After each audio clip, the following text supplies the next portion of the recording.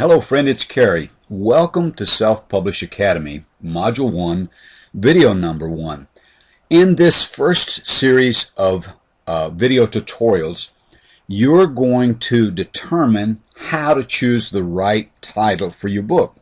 Whenever you choose a title, you want a title that is either catchy or something that somebody is searching for.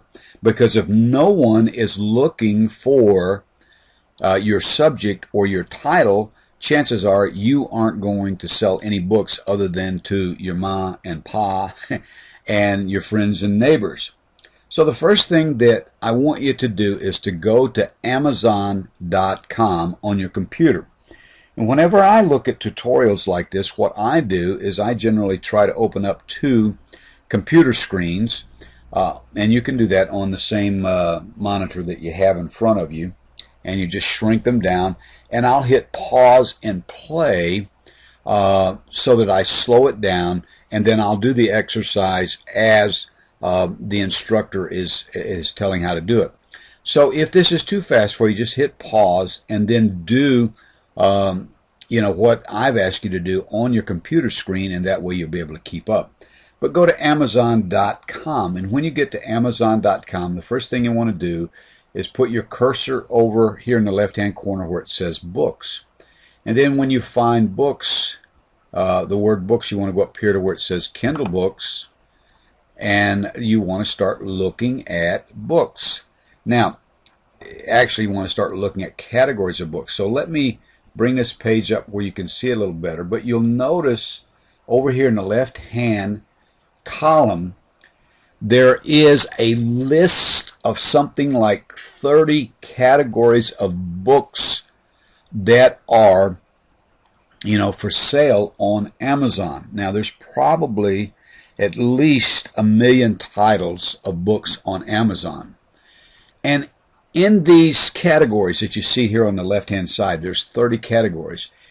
Inside of each of these categories are a number of subcategories. So let's say, for example, if you go down here and you're writing a children's book, then that would be your category.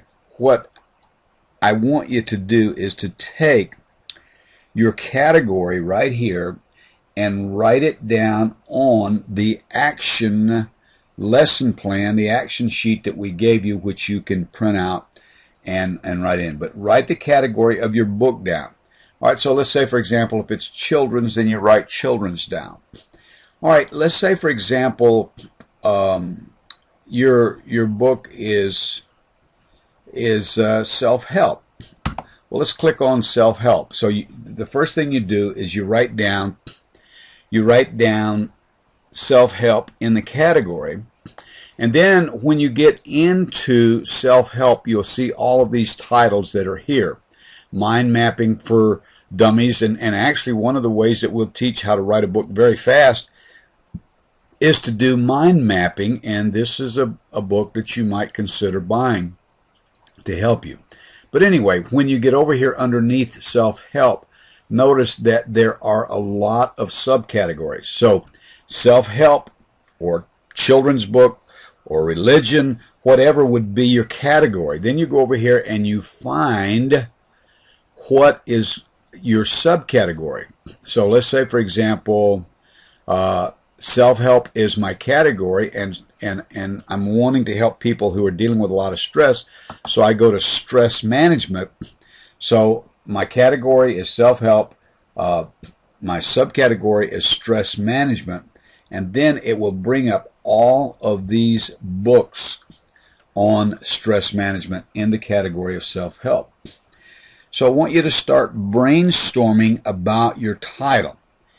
So here, what you need to do is write down at least 10 books on Amazon that are in the same category that you're writing about, and list their titles on your action sheet.